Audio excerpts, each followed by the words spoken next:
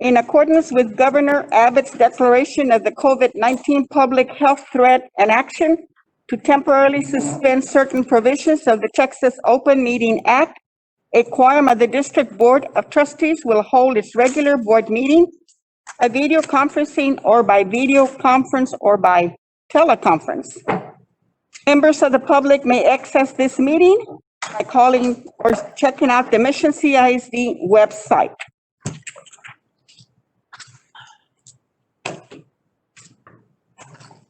I am now calling order Mr. Jerry Zamora, Here. Ms. Veronica Mendoza, Ms. Petra Ramirez, Here. Ms. Aris Iglesias, Here. Mr. Juan Gonzalez, Here. Mr. Roy Vela, Here. and myself, Minnie Rogers. We have 6 board members, so we do have quorum. Do we have any public comments on any agendas, Ms. Anna? No, ma'am, there were none. Okay. Number 3, Dr. Perez. Yes, good evening, and we'd like to provide just a quick update. As you know, we closed on the property, the 18 acres of land that we were looking to purchase so that it will become the future site of the bus transportation department. Of course, right now, we're not in a hurry to get into debt. However, we needed to secure the land because, as you know, land within the center of the district boundaries is very, very difficult to acquire, and there really isn't much. But we were very fortunate that we found 18 acres. At that time that we found it, it was in a contract. The contract fell through a couple of times, so we did get a call from the realtor, and we were able to get an appraisal and start the negotiation with the approval of the school board. And the reason is because the bus barn cannot be remodeled since it is sitting on land that at one time was a fertilizing company. Therefore, the soil cannot be moved in any way because of the toxics within the soil. Also, in the same manner, the maintenance building, the warehouse. However, the warehouse is being transferred to the annex building, which was the former LAX building, and the annex building is being remodeled by our own staff, which is saving us a lot of money. However, with that land, the 18 acres, it is very nice because it does have citrus trees. There's a combination of oranges and ruby red grapefruit. And as we saw the acres, the first thing that those of us with curriculum roots, you know, we start thinking, oh my, what can we do with the citrus grove? And the support staff is thinking about, you know, future home of the bus barn. However, the other side of the house is thinking, oops, what can we do? So I charged Dr. Roberts with working with our curriculum instruction staff and our teachers to come up with some innovative courses for CTE that would lead to a graduation pathway. During our welcome back to the second part of the school year, we had a virtual session with a motivational speaker. I was also able to provide an update to our staff. And once we showed the picture of the citrus grove and talked about, you know, the opportunities to enhance our instructional offerings for CTE, immediately we started getting messages from our CTE teachers that were very, very excited about the possibilities. Also, we had also been researching the Farm to School grant, which our children would be able to learn about raising crops, whether it's a vegetable garden, a fruit garden, and so forth, from pre-K all the way through 12th grade. So we're getting ready because next year, in December or so, we will be able to submit a grant. In the elementary and junior high, the children would be able to develop their own gardens on site. However, for the high school, what we will, our dream is to be able to place a couple of portables, hopefully by the fall, in those 18 acres, clear a little bit of land, and set up classrooms that would be laboratories. We've had some meetings with some stakeholders, including Dr. Elaine Hernandez out of the Hunger Relief Program from Baylor, and other individuals that will serve as resources for us. As a matter of fact, even today, we had a session with GEAR Up from Region 1, and they wanted to know what are our plans to include innovative courses for high school pathways. And so we talked about this, and we said, you know, it came out, it was serendipity, but at the same time, you know, support services is thinking, you know, land, building the infrastructure, and we're over here thinking, how can we do both? And they got very excited. They want to partner with us as well. And some of the conversations that came up when we did our focus group with some experts is the fact that not only will it be CTE courses, but also science classes, because the sky is the limit with science. In some of the case studies that kids would be able to do is sample the fruit and look at, for example, an orange. What makes this orange very sweet in contrast to this other one that's sour?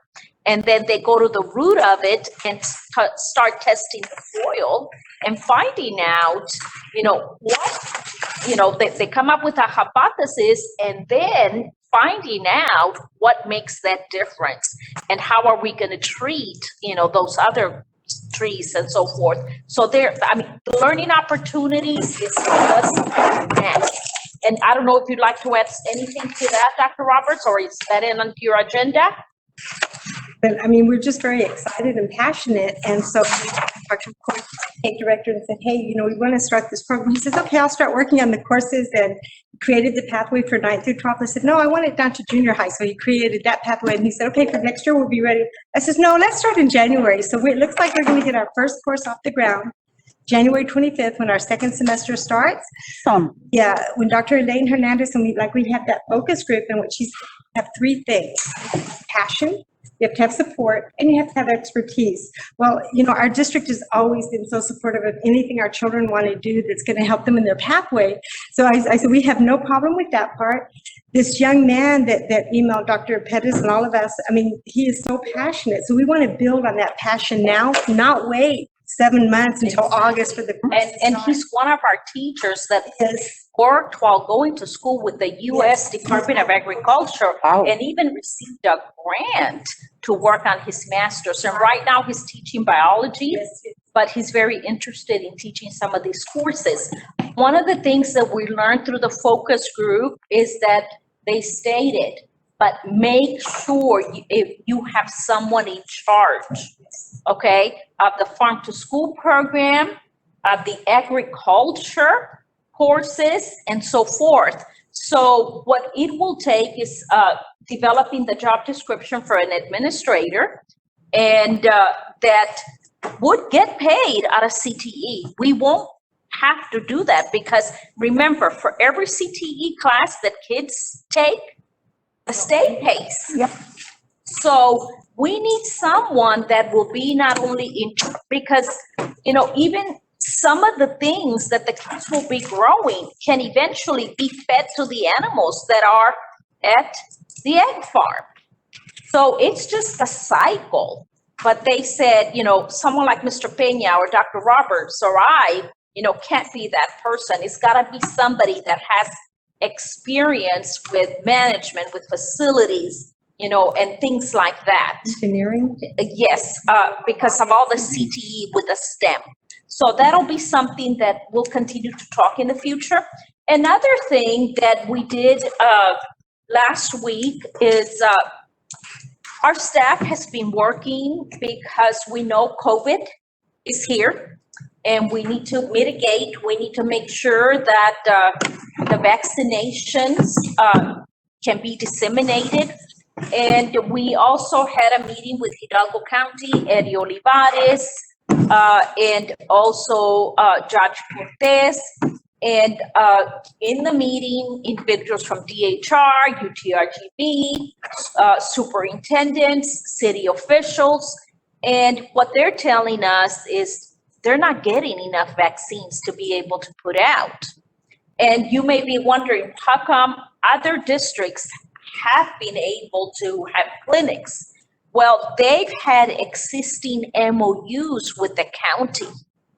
And Ms. Garcia and I have approached that even before early fall. We started working on an MOU with Hidalgo County, and our attorney has already finalized it, and we're submitting it. However, we will still be collaborating with Hidalgo County because the city of Mission has stepped in and volunteered to have a vaccination clinic at the event center. Of course, city officials, and we're going to be partnering with them, with our staff and so forth. So they may have a big one, but what they would like to do, the county as well, is have some smaller ones as well. Now, on side of that, our staff, I was thinking, what else can we do several weekends ago? What else can we do? And so I told the staff, start calling the pharmacies. And, they reached out to the pharmacists, to the hospital and so forth. Our local pharmacists are willing to partner with us. They said, as soon as we get the shipment, yes, we want to partner with you. Because what we want to do is provide the opportunity to our employees. That is critical. And so a survey was sent to our employees, I want to say, was it Monday? Monday. And just asking our employees, if we have this clinic, will you be willing to partake? Because we need to know numbers. Now, after that, I told the staff, I would like to see that we kind of create a bubble with our families, okay? To where if our immediate families could get that opportunity, that would be very beneficial to all of us. So including the survey that if we have enough vaccines, would they want their family members to also be included? But we need to know numbers as well. So we're gathering that information so that we can be ready. Also, Nurse Trevino, she's a nurse practitioner, and she is the Hidalgo County Task Force. I mean, that lady, She's amazing. Exactly. She's like the Energizer Bunny, okay? And she volunteered to go to the Hidalgo clinic so that she could go get information on the logistics and so forth, which is very beneficial to us. So she was able to bring a wealth of information that's going to help us when we set up our own site clinics or support the city. So we're very excited about that. And, we want to make sure that our staff has the opportunity to get those vaccines. And we know that, wherever they've been offering them, people go and, make line for 24 hours in advance. And that's very difficult for our staff to do as well. So I wanted to give that update. I know that Ms. Garcia will follow up today on that. So thank you. Are there any questions on anything? All right. Good news. Number 4 is Dr. Perez. Yes. Teaching and learning, Dr. Roberts. Once again, good evening, Madam President, members of the board, Dr. Perez. And this evening, the learning committee. Can't hear you. You can't hear me? No. Can you speak a little bit louder? Or maybe he'll turn that up. Okay. Okay. Thank you. Once again, this evening, the Transforming Teaching and Learning Committee bring before the board 2 items. They can't hear, they don't have, Do we have a mic? Do we have a mic that we can give Dr. Roberts? Because she's very she soft-spoken. is very soft-spoken. Sorry. We don't have a mic on the sound system. I will speak louder, okay? Does that sound good? I mean, here. Oh, okay, it's just on the. It's just, Got it. okay. I apologize. I will use my teacher voice. I taught for many, many years, so. But the Transforming Teaching and Learning Committee bring before the board 2 items this evening for consideration and approval. The first item that we have is to request a public hearing next week before the regular board meeting.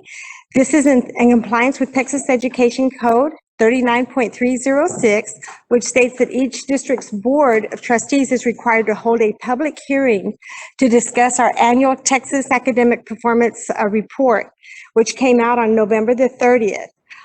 Though we did not have the Governor Abbott waived all of the STAR testing for last year, we still must hold the public hearing. And there is lagging data every year. So there's data that is 1 year behind, like graduation rates, attendance, things like that, that we'll present the new data on. But we are still required to have that public hearing. So with your approval, we would like to post for that right before the board meeting next week. Okay, our second item that we are bringing before the board has to do with COVID as well.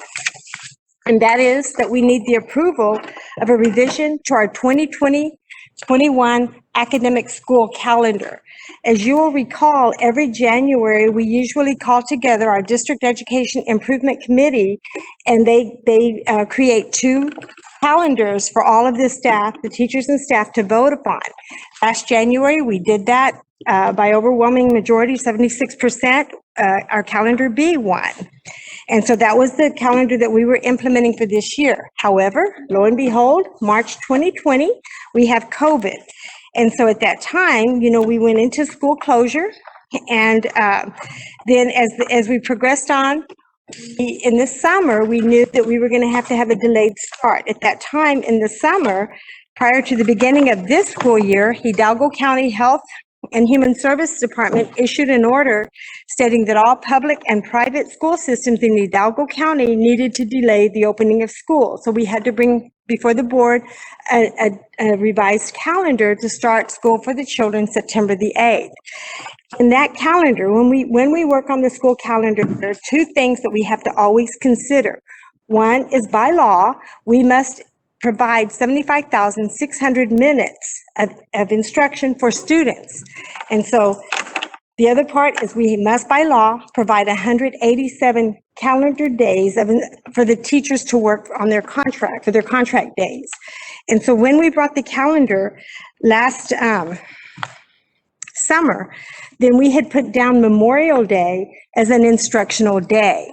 However, and we were all under the assumption that we would probably get that waived. It does not look like the state is going to waive that for us. And so right now, we want to go ahead and bring before the board, we would like to exchange February the 19th, which was the teacher contract staff development day. We would like to make that as an instructional day. And then Memorial Day will be a day for teachers to have staff development. That is the request that we are bringing before the board. Are there any questions on that revision? Okay, those are. Vote on it next week? Yes, ma'am. So the 2 items we would have would be the public hearing and the approval of the revised school calendar. Good, thank you. Thank you. That is all I have. The next item, facilities environment.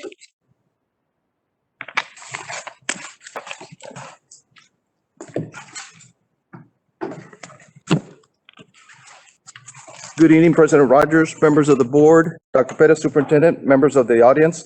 The first agenda item I have is a project status report on the Tom Landry Stadium construction assessment. For a brief overview for our new board members, the notice to proceed for the Tom Landry Stadium was issued on February 1st of 2017. The substantial completion was in November 10th of this same year. The district got to play only 1 game for that year, and I believe that was a playoff game for Veterans Memorial High School. And the final completion date was not until April 20th of 2018. During this time, during construction, there was some concerns that administration had on what was happening during construction, but we needed to let the contractor time to do some of these repairs. However, when we saw that this wasn't happening to our satisfaction, we came to the board with advice of our legal counsel, and we hired a third-party engineer to do a cursory assessment. And we contracted with Rick and Ahosa Structural Engineering. They did a cursory inspection of the entire stadium, both MEP, mechanical, electrical, plumbing, civil engineering, structural engineering, and a couple of other disciplines. The preliminary report showed that there was some issues that needed to be addressed. So the board contracted administration with Rick and Ahosa to do a full assessment of the stadium. And this happened in September of 2019. Since then, they've been doing some inspections, and they found some items that do need addressing. One of the items was that the piers do not seem to be constructed as per plans and specs. They contracted with Millennium Engineering to do ground penetrating radar scans. And what it showed was that the rebar in the columns were not tied to the bolts that hold the steel columns. And that was against plans and specs. There's also items that they need to address also. We've been having some issues in getting the final reports from Rick and Ahosa Structural Engineering. As you know, they did come in September of last year, both at the workshop and the board meeting on September 2nd and September 9th to give a brief report. We're still awaiting their full report, a complete report for that project, because as per their contract, they're supposed to do a report again on structural, civil, mechanical, electrical, and plumbing, and also give us plans and specs on how to repair it and an estimated cost. And we're still waiting for that report. That's why I need to bring you this report. We've been in contact with Mr. Hansen, and as of today, he sent administration a copy of a letter that we need to review as administration, so we could send in Ahosa that he needs to report to the full board his final assessment of the project and the recommendations. I know this has been going on for a very long time. However, we need to hold Mr. Ahosa and his firm accountable for what they were contracted to do. Did you give him a deadline?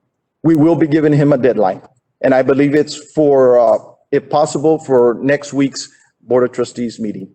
As you know, he has not attended any of the meetings. He sends Mr. Albert Trevino, who's the project manager, to the meetings. We are going to request that comes and reports as the engineer and the owner for the company. Does he give you an excuse or a reason why not, you know?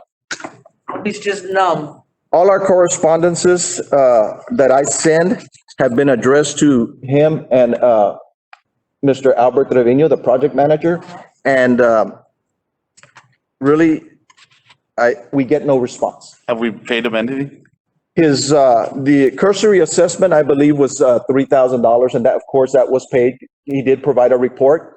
This current contract was for $34,000, and we paid him half, $17,000, and that was paid in January of 2020. Why? So he's That part of the agreement? $17,000 $17,000 for the final report? for the final report. Yes. Yes. And we still have as retainage from the general contractor, which was Holchamont, approximately $346,000. We still have that in retainage that we're using to pay for all these extra third-party assessments, and that we can do as per legal. Are there any safety concerns to be using the stadium? Yes. Yes. There are concerns. To what extent? That's why we need him to give us his professional opinion or recommendation. Yeah, he is a professional and he is the one that's licensed to do that. And we Answer that. were told that the stadium was safe to be utilized as we used for the football game Told by who? by these people that did the assessment. Okay. Is there any chance, Mr. Rivera, that he will come back and say, and condemn the stadium? Again, I'd answer that. I'm not a licensed professional engineer. I'm just saying, just in conversation, he's ever mentioned that. Again, Because, throughout the project, we saw some concerns. As you know, at that time, we had a maintenance director, we had a project manager, and then myself, and all our trade supervisors, maintenance supervisors. We would all tour the stadium during construction as we do other projects. And that's where we kept noticing these concerns. However, as per contract, we cannot instruct a contractor on ways and means. We can only bring it to their attention, and which we did. We took pictures, brought it to their attention, and if they wanted to fix it, they did. If they didn't, they didn't. And then this is where we are now. Legally, this is the steps, the protocol that we follow. I have a question here. Yes, ma'am. Can we go back to that Ho Chi Minh thing and all the, the people that were in charge from the very beginning? Can we, because is there a statute of limitation as to time? Are we gonna get stuck with this, or are we going to go to legal? These people need to be, really, accountable. held accountable for all these mistakes that they made, because they got paid. Yep. They got paid, so we need to, Mr. Hinojosa needs to understand that he needs to hurry this process, because, football, we might go back to football soon, heaven knows, if we're gonna start this year or not, or whatever, but whatever the reason may be, this thing needs to be fixed before we run out of time. What's gonna happen, and that's a good question, because I want to piggyback on that. What's gonna happen when the costs to fix the stadium, like on those pillars, it costs more to fix it than when we have unliquidated damages? Again, that is a question for our legal counsel, not that one that that I can answer Okay. and be legal about it. So that is something that When Mr. Hanson. Albert Trevino was here, when was he here? In September 2nd of 2009, Yeah. When he was 2020. here, he was asked all these questions. And what did he say? Was it safe? And he said, yes, it was I safe. remember that. Was it fixable? Yes, it was gonna be fixed. And at that time, he kept saying the study was finished. And that he was just gonna finish it up and send it to us. I don't know how the rest of the board feels, but I think, and I'm gonna suggest that from now on, we have a report on this every meeting, because we need to step it up. Yes. We really need to. I don't know how you all feel, but I think that it's time. We've spent, look, 2017, we're still, we're 2021, we're still on it, and it's at a very slow, we need to move this pace, because, things are happening. And again, correspondences have been sent to them regularly. They just don't respond. That's where, again, our legal counsel has to get involved. Ask for them to attend the meetings. Well, can we go to his office to go talk to him? Monday? Can we go to the office then? If they're not responding to the correspondence, can you go to the office? That would be a legal question again. The legal just needs to be mailing them letters, certified letters, let's go. They're just doing the assessment. They're, the actual issues with the stadium, the bleachers, whatever, that should go down the line, shouldn't it, to contractor? Oh, yeah. And then who did all that? We're looking at 4 years, and maybe that stadium had people in there, like a good bunch, maybe twice. When the football teams met each other, veterans and Mission High, and maybe a couple of playoff games. And hasn't really been tested, so to speak, with, Right. the feet, the shoes, what happens in games. I was here in the audience at that meeting when Mr. Trevino, said, and he was talking about like 90% of the pillars or the columns, there were issues with the nuts and the bolts and Yeah. so on and so forth. That should not be. The original stadium was built in the 70s, and we didn't have any issues until they wanted to redo it now, and then spending the amount of money, I think it was in the $8-9 million range. 12, For which one? it was 12. For this stadium? No? No, it was 7, a little over 7. Okay. That's a lot of. Have, A lot of money. have issues within 3 years, you know, structural issues, that's, something's wrong. For 2 years. Yeah. I have a question. Years, Were there checks and balances for this not to happen? I mean, it was on the contract. It was supposed to be done. We're checking to make sure that checks and balances were according to plan. The architect? It's the architect who is our representative and the engineers that he hired, but also we have our maintenance department, we have a project manager and myself, and we're the ones that noted all these things and took pictures. But again, as per contract, there's a clause in there, it's called Ways and Means. We cannot, as a customer, tell the contractor or the architect how to do their job. It's in their contract. So we can bring it to their attention, which we did. That's why we have project meetings weekly, and we gave them everything we found. They just denied it and didn't do it. And they still refuse to do it, and they still refuse to acknowledge. Which legal, because they were denying it. Exactly. Why we didn't. Oh, we did. And it's just a process that we have to follow. And you may ask that question to Mr. Hanson, next week. Able to give you information. Yeah. But checks and balances, there was a lot. And for all our projects, there's liquid damages stipulations, retainage fees that we didn't pay. That's why we hold 5% retainage. That's why we still hold a lot of money, because we don't give it up until everything is perfect. Getting invoices from certain. Yes. Yeah, like. Excuse me? No, I'm just saying, we just need to be more forceful from now on, we just. Yes. We need to get on the ball with this and. And they were given the Doubt. benefit of the doubt and no more. Yeah. Yes. Was if the stadium, I'm sorry, I didn't mean to cut somebody, it was cleared and it passed inspection, so does that put the liability now on the school district? No. If something were to happen? No. Again, that'd be a legal question. When it comes to liability, there's only one thing. I just texted them. Not really, because they haven't responded.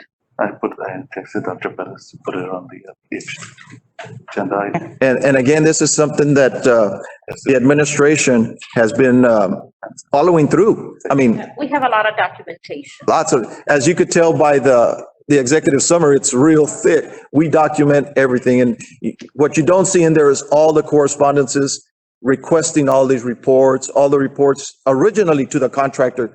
We find all these defects that, you need to fix. And Okay, Rick, go ahead. Where? How much have we paid, Nohosa? $17,000 for the final assessment. Yes. We paid him I believe 3,000 for the cursory, which he did. And he gave us some pictures, and this is what we see. Okay, we saw them. Now we need a full-blown assessment. Can we do something like, give them a few more, try to see if we can contact them a couple more times? If not, can we just go ahead and hire somebody else? The attorney's taking care of that. Yes, tomorrow we'll be sending certified letter, first class, to Mr. Naho. Because Roy's kind of right. We cannot wait any longer. We won't. Right. We need to move on. And Mr. Hanson, in reading his letter, his draft is pretty Okay. stringent on it. Good. Yes. Well, I'm sure that he's being, he just needs to say, I'm going to, or I'm not going So to, we already tried to out or whatever, because we can't just be hiring tampoco, starting all over do again. that, A full report of what still, Exactly. We have pieces of reports, but not a full, exactly, what so his contractual obligations are. that are not finished yet, be all accountable. that we've been trying to push and push. We totally agree. No, I know, and, I'm just saying. If I'm frustrated, I know you all are frustrated as Yeah, well. I mean, I'm sure you're doing your job, but we just need to be more forceful on this. It's not important. Yes. And that's because they're here in our backyard. I know. They want to job and then do it. Anyways. Anyway, Any more questions on that one? hable mucho. The next project status report is Tom Landry Stadium scoreboard. If anybody's gone by, there is no more scoreboard. That was taken down. On December 14th, 2020, Mr. Carlos Lerma, Director for Maintenance, Facilities, and Construction, sent Mr. Chase Hagan from Daktronics the notice to proceed. The notice to proceed was effective Wednesday, December 16th, 2020, with a construction time of 90 calendar days for substantial completion, which will be on March 15th, 2021. Final completion is due 30 calendar days after substantial completion, which will be on or about April 14th, 2021, if on schedule. Drilling of the piers will commence tomorrow on that. The old scoreboard was built in 2010, so 11 years old. And it's the same firm, Daktronics. So there has been progress and piers will be drilled tomorrow. So substantial completion, April 14th. Yes. Well, yes, substantial completion will be April 14th. Yes. Rick, just a quick question. I don't want to extend the meeting any more than I have to. But I know that we were talking about speakers at one time coming to the front and we had line already laid in, right? Yes. For the speakers and all that. So all the speakers going to be on the board alone, or we're going to do what we had planned in the first place? It's what we're going to be planned ahead of time. I believe if you want more information, Mr. Garcia or Mr. Noe, Peña, they are working with Ms. Ruiz and Ms. Garcia on a new speaker system. Yeah, because the last game or whatever that we had, it sounded horrible, you know? Yeah, no, It was horrible, horrible. Yes. Yeah, so as long as we get something in there that's Yes. Yes. pretty. The speakers are gonna be the audience. Okay, They're not gonna be coming from the scoreboard anymore. okay. That's a new system that we're gonna do, and it should sound much better because it's closer to the audience. Okay, No delay. Yep. right. On the scoreboard, close to people. And so 6. Thank you, sir. Appreciate it. The next agenda item, again, is a status report on the request for qualifications for on-call professional services for MEP, structural, civil, material testing, and architectural designs. In order to expedite the process of beginning construction of smaller projects which may require engineering and/or design, the district may need the services of a design or engineering or materials testing firm. This was brought forward at a regular board meeting in May 6th of 2020, and the board approved that we go and solicit for these on-call services for projects of $500,000 or less. Due to COVID and things that came in the way, we never proceeded to do that. We advertised, but and then it sort of stopped. We're bringing it forward as an informational item that administration, again, will advertise and solicit for RFQs for all these disciplines for projects $500,000 or less. That way, we don't always have to bring consideration, approval of project and things of that nature. However, anytime we do use it, we're still going to bring it forward to the board and to the committee as an informational item that we did use this process. Before we move on to the next, and we're still on services, let me ask a question. Where are we at with Eli, the architect? I know that he was requesting money from us that we owed him on stuff. Have we settled with him yet? He is still requesting, and he's even requesting for past projects that he started bringing forward. And those were for at one time, we wanted to build storage, athletic storage rooms at Veterans Memorial High School, but we didn't do that. We moved portable buildings over there. Well, and then we were going to do a bleacher project at Leonajo, but maintenance ended up doing all of that. And he contested that, and it was brought forward to the board, and It was a grievance. it was a grievance, and it was settled. Well, he's still bringing that forward along with additional fees for the stadium that, as per legal, that we are not to respond. Because that was settled already. Okay. So is he still? So it was settled. Yes, he is. But they do believe that we owe them money where, the board was able to see everything, that some of the items that were being charged were never on the agenda. All right. To my knowledge, he was fully paid, right? Yes, even for all the extra work that we brought forward that our legal counsel and the board and administration found to be legitimate, he was paid all that. Any other extras is the ones that he's contested and were denied. Yeah, and we're not in charge of who he had hired and he has not paid. there's people that are complaining that he has not paid them. And it's the So we same, got the it. general contractor. And those- No, our contract was with the general contractor, Holtramont. Our contract was with Alvarado and Alvarado Arch. Alvarado, Alvarado. And now he's adding more. He's complaining about not getting paid, Other- but yet people are complaining that he didn't pay them. But that's not our problem. Yes. I'm like, okay, I'll look into it. Make sure that. The next agenda item is approval to declare Old Tom Landry Stadium scoreboard as surplus and authorize disposal through the online auction. Anytime we have to dispose of unnecessary property with a value greater than $5,000, we have to bring forward. And we bring forward the old scoreboard, which we do believe it's above the $5,000 threshold. So we will be bringing forward a recommendation to approve to declare Old Tom Landry Stadium scoreboard as surplus and authorize disposal through the online auction. The next item is ratification of purchase of instructional technology, and I'll refer that item to Mr. Joel Garcia, Executive Director for Info Systems and Technology. Thank you, Rick. Thank you. Thank you, Rick. Thank you, Mr. Rivera. Thanks. Good evening, Madam Not from here. Board and Superintendent Dr. Perez. Today I'm presenting the ratification of the purchase of instructional.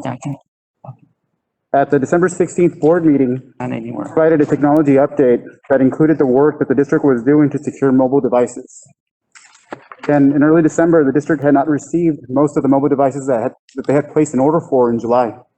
This was about 9,000 devices we had not received. Not receiving the devices by December 30th would put us in a predicament where we couldn't take advantage of the prior purchase reimbursement program. Again, the prior purchase reimbursement program would give districts up to 75% reimbursement of the cost for the mobile devices and equipment that qualified. So the team worked with one vendor to swap the model type of one of the Chromebooks that was available. And so that worked out great. It was just a matter of just swapping the devices. And then with another vendor, we actually had to reduce the devices. That was the vendor that we talked to the manufacturer. They said, hey, we can't get you any devices until late February. And so what we did with that vendor was we reduced the devices. And then we found another vendor that was willing to work with one of their customers. And we talked about this at the last meeting. It was with LA Unified School District. And so they were gracious enough to allow us to take some of their inventory and purchase those devices. They had plenty of devices already. So we went ahead and we moved that, we did that, took that action. And that enabled us to maximize the reimbursable amount for PRP. It was really nice to have received 1,250 devices during the winter break. That was really neat. So this was a total of $800,068 and $140. The purchase was reviewed by the district's legal counsel. We recommend the approval of the ratification of the purchase of instructional technology. Does anyone have any questions? Two. Dr. Perez? Yes, the next items from support services, Ms. Garcia. Good evening, Madam President, members of the board, and Dr. Bettis. We have several items tonight in support services. The first one is a recommendation for various vacancies that we are working to fill. We have a vacancy in the community public relations department for a graphic and media arts specialist that we're hoping to bring back next week with a recommendation, as well as a vacancy for the assistant principal at Alton Memorial Junior High and the special ed diagnostician. In addition to that, we recently heard of another position that we will have to fill, and we are hoping to bring back the position next week for approval, which is the Mission High School athletic coordinator, head football coach. So we would like to request permission to add that one as well. Okay. Item number 2 is consideration and approval of second reading and the adoption of changes to board policy CB local facilities construction. And this was approved by the board last month as a first reading. And so the second reading would be the final approval of the policy. And basically what this entails is just identifying the competitive seal proposal as the default procurement method, since there's various methods in construction procurement. If we have a need to use any other method, then that would come to the board as a separate action item, the different methods. Item number 3 is the sale of surplus real property. We have two properties that we have already engaged in appraisal services for, and these two properties are surplus properties to the district. And we are working with legal counsel to draft a resolution for the board to consider the sale of these two properties. There's already interest in at least one of the properties, in whole or in part. So, we would like the opportunity to put it up for sale. In the agenda item, I did provide the legal descriptions of the two properties. And the first one is on Forma Line and Stewart, and it's pretty much a vacant lot of about 54 acres. It's valued at $1.4 million appraised value. However, the appraisal was conducted almost a year ago, so we're asking the appraiser to refresh the comps to see if that has changed. In addition to that, we have a building on 1101 Dunlap, that is currently being used as storage. And we have requested an appraisal, and that came back at $203,242. So that is another property permission to put up for sale. Now, the way it would work is we would have to do a formal bid process where potential buyers would submit a bid in accordance with no less than the appraised value. And we would entertain bids, and eventually the highest bidder would be the one that would be successful. And like I said, we've already at least identified one potential buyer for the larger property. So we will be asking permission for approval on that. An individual has, since last year, has been knocking at our door. Okay, so we haven't gone out. Item number 4 is a compensation for possible COVID-19 vaccine administration. Now, as we are, making ourselves available, our facilities, we would also like to make available to the county our nursing staff, which gladly has volunteered. So far, we have about 17 nurses, aides, and LVNs, and of course, our nurse practitioner, Nurse Trevino, that are willing to participate in community vaccination. That would benefit the district because at the same time, we would be able to vaccinate our district employees as well as our families in our community. So the vaccination administration, it's not part of their normal duties. So in speaking to legal counsel, also because of the risk factor involved in that process, is recommending a premium rate for that administration. We also checked around with neighboring districts, and at least one district is also considering providing additional premium rate to their nurses participating in this process. And one other district is considering it as well. They have not identified an amount. And then another neighboring district said that, they were not going to do that.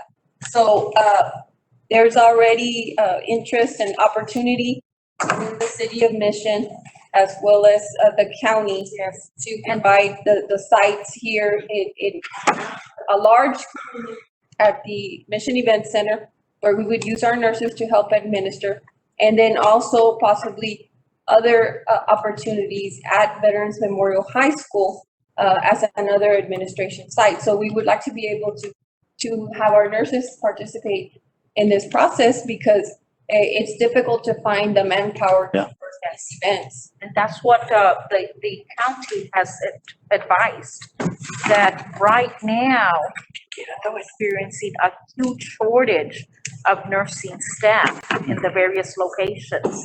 So that's why they want to partner with school districts.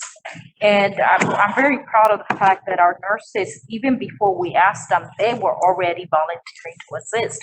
However, the fact is it would be after hours, more than likely, And if it's not after hours, there's also that factor that, they're gonna be out there in the front lines. So we feel that they're going above and beyond. I agree, we need to implement them. We are recommending a rate of 40 that administration, and since this was not part of the compensation plan, legal counsel has advised that it does require board approval. I have a question on that. Yes. I'm pleased that they're gonna get it done, or we're gonna try to get it done, whatever, but we can't do it in the schools in the area, so that way we can hit that community instead of everybody going and standing in line, like Brian, so you're gonna handle all this community wherever, and then you go hit, Leal and that community. And the reason for that is there's a lot of logistics that, for example, they are gonna try to have a big one at the event center. But it takes a lot of infrastructure, a lot of logistics on traffic and so forth. Also, the fact is that when they vaccinate a person, there's a lot of data entry. Also, you've got to set the person aside for 20 minutes. You have to have emergency personnel on site in case they have a reaction and so forth. So based on our manpower, if it's done during the day, we've got to take care of our kids. Our nurses have to take care of our kids. And if it's during the day, we may only be able to spare 8 to 10 nurses. So that's not enough to handle the crowds. So that's why we would have to solidify to only one location. So yes, and even the county talked about how they wish they could have like a drive-through.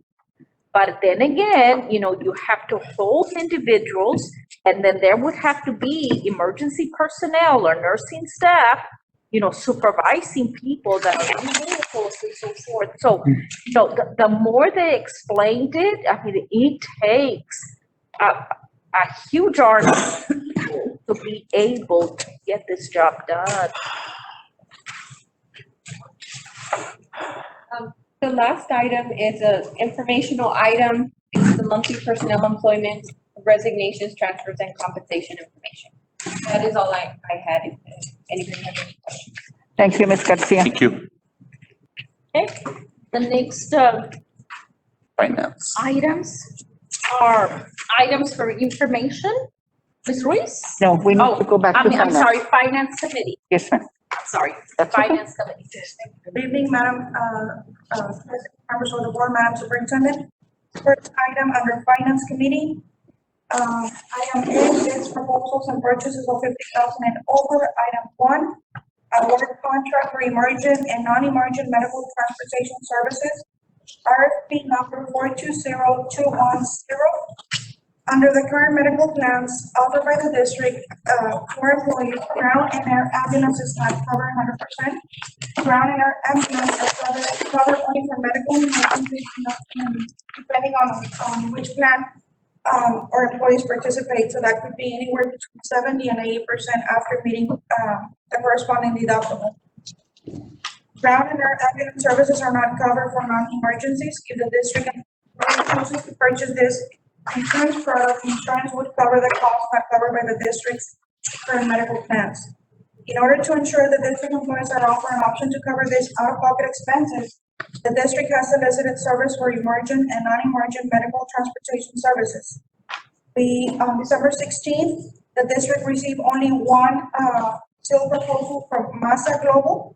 Massa Global will provide Mission CISD employees with in and out of network medical transportation services, and employees can voluntarily elect the transportation services for payroll deduction. Massa Global works with 219 school districts, 48 counties, and 39 cities across the state. The transportation services include emergent air transportation, emergent ground transportation, non-emergent interfacility transportation, repatriation, and recuperation. The pricing for Massa Global services are listed below. They have a $14 per month per family, and which would total to $168 for employees. This item will not be an out-of-pocket to the district. This is an added benefit to our employees. It is a voluntary It's on a voluntary basis. Administration will be bringing this item for your consideration next week to award the RFP number 420-21-0 emergent and non-emergent medical transportation services to Massa Global for an effective date of March 1st, 2021. I'm sorry to interrupt, is this part of like for the medical insurance or It's a voluntary. It would- volunteer service? The service. The voluntary It service. would complement the benefits that are offered to our employees and our dependents. Okay, the reason I asked that is because I'm glad that this is being brought up. I don't know about that, but I'm reading it, and this is something that was affecting a lot of people negatively across the valley, especially beginning last year with COVID in March. And so one of the stipulations was that what was not covered basically was medical transportation. And it didn't matter if you had commercial insurance or not, it was not a covered benefit. So I'm glad that we're bringing it on so that it can help the employees of the district. Our insurance consultant, Zach Gingrich, assisted the district with this solicitation, and he's connected with us tonight.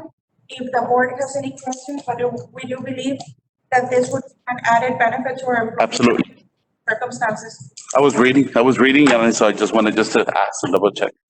So any employee can get it if they want it, Yes. right? It's just, and it's gonna be deducted through, and it's $14 per month, Per month, yes. so 168 a year?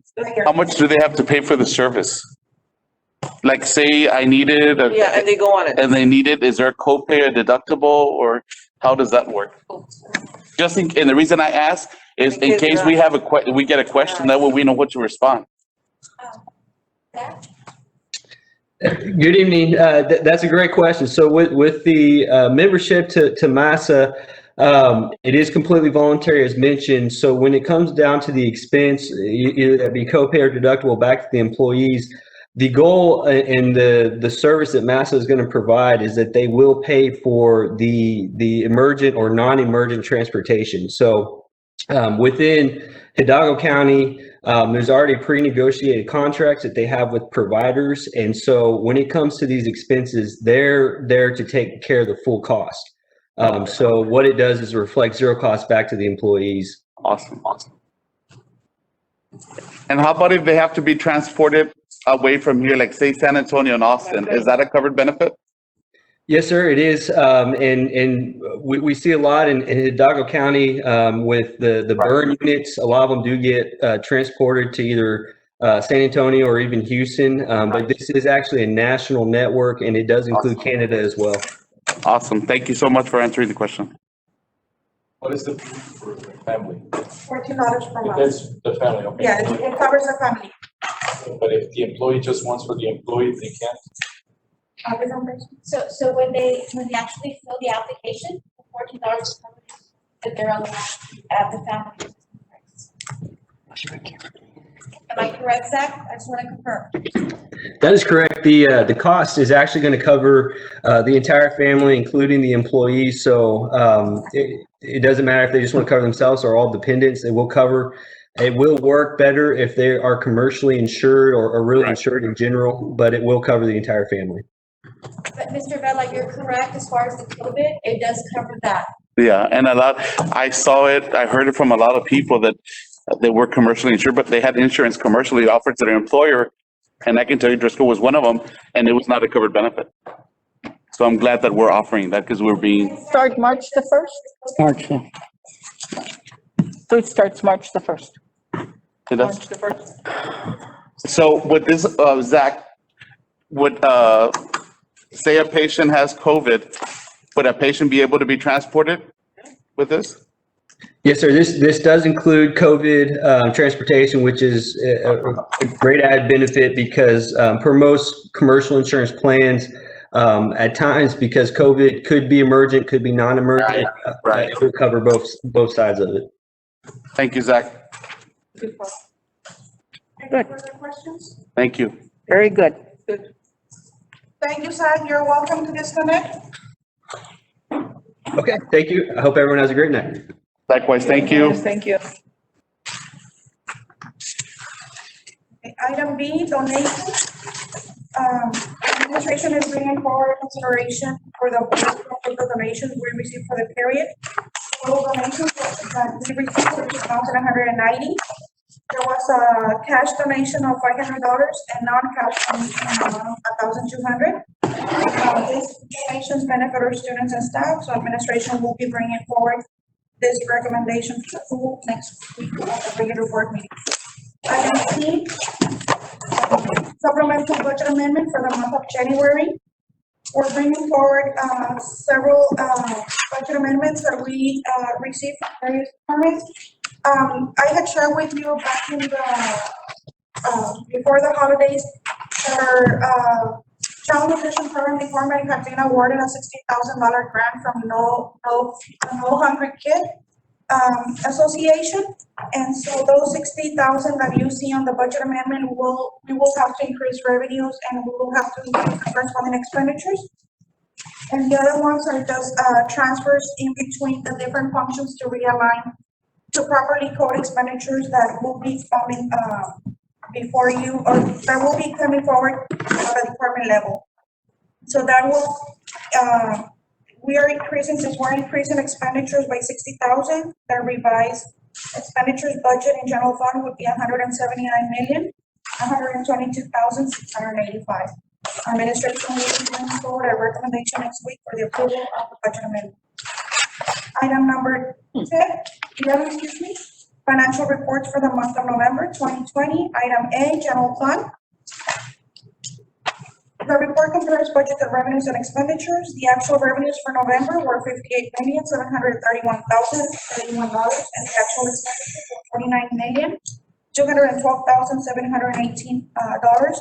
Excess revenues over expenditures and other operating uses and sources was $9,550,536. For debt service, which is also attached, revenues were $463,349, and the expenditures were $2,210,407. We are also including item C, the self-funded health insurance fund. The revenues were $5,506,140, and the expenditures were $5,864,630. Bringing the net position at the end of the month at $598,154. We also include the details of that report broken down by revenues and the expenses on pharmacy. And then on we also have the 12-month trend, November 2020. If you compare, and it gives you a comparison of month by month, current year versus prior year. Ms. Grimalda Ruiz. Quick question. So you said that we were at $5 million on the self-funded insurance. On expenditures, or it was $4 million? On revenues. On the revenues year to date, from July 1 through November 30th, we have received $5,506,128. And then on expenses, it was 4, so we were left with 598, 534? No, $5,864,000, but we did have a beginning net position of $956,000. And so the ending balance is $598,354. Is that what we have total in general fund for? Not in general fund. This is on the self-funded insurance fund. That's what I'm saying, in the insurance reserves. Yeah, on insurance, that's what we have, $598,000. Yeah, we had fallen behind, but then we recovered it, right, with the other insurance, okay. We've been able to. As long as we don't go on the red. Some amounts in there. We used to get rebates on the prescription plan. Are we still getting that? Oh, yes. Like every quarter or and then we used to get also, if I'm not mistaken, we used to get some checks on the workers' compensation. Are we getting that? So they can go back? We went for our RFPs for the pharmacy, so we get huge discounts. Okay. Get huge discounts. So the way we're seeing it in the pharmacy, we do get the rebates, but the way they're factoring it and we get a credit on the administration fee. So we see it in that manner. So we see it more upfront now. Okay. Oh, so we don't get it on the back end, like where a check was presented to the board, to the, Correct. So now we get the cash more readily than before. Post it behind. On the workers' comp, you asked on the workers' comp? Wait, Sorry, you asked on the workers' comp? yes, on the workers' comp, remember that we would get all the, if I'm not mistaken, all of it, we would get, not we, but the district would get a check that was presented to on behalf of a company Yes, for workers' comp. we still get those checks, sir. Okay. I'm just saying so we can continue to build reserves. Can I proceed? Thank you. Then we also have a 12% emergency claims, and as you will see, We're still getting- when compared to prior year, our expenses are somewhat lower, 108,878 versus 239,000 the prior year. And then on the net position,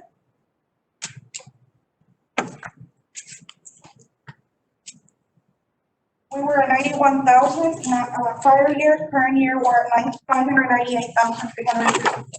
So there's been, improvements on the program. Thank you. Item 2 is the tax levy adjustments for the month of November. Tax roll adjustments due to corrections, rollbacks, homesteads, and crop years resulted in a net decrease of $8,126.89.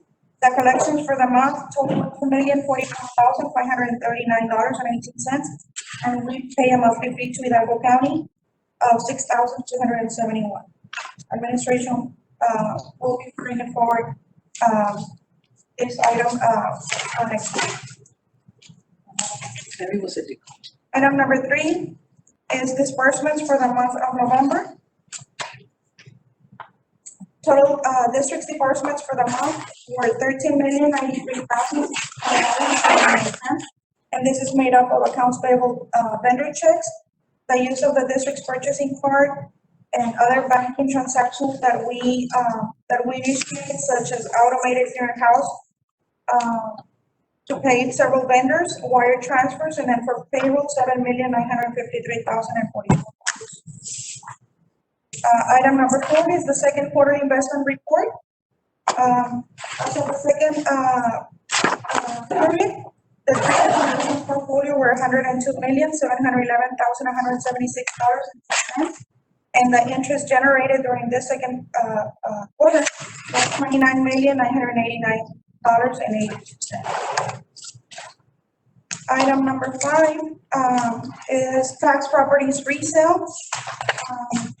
We received a letter from Linebarger, the attorneys at law. They're the district's delinquent tax attorney, letting us know that they were gonna be listing 5 properties for sale at the county. When it's 2021, none of these properties have a homestead exemption. And those 5 properties are listed on workbook along with pictures of the land. And so they're just bringing this item on, it's an informational item. It was, this resolution was approved by the judge in December. And these are all the items on finance. Would it be okay to move items A, B, and C to consent for the next week's regular board meeting? which ones, I'm sorry? It would be items 10, items for the emergent and non-emergent medical transportation services. Okay, The donations and the budget amendment, can we move that to consent? yes, ma'am. Yeah. That's what I have.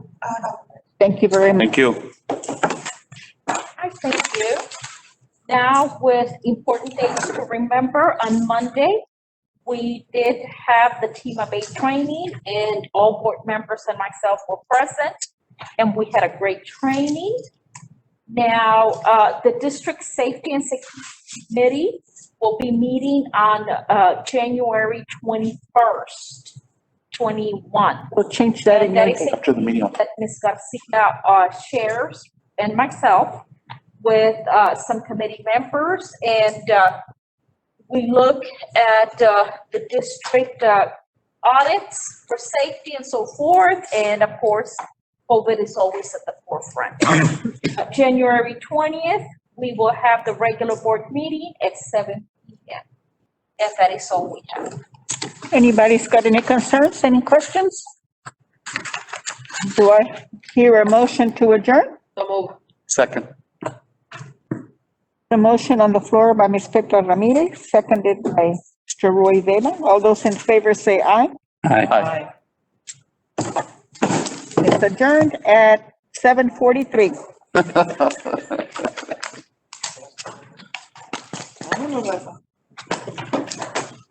Temprano.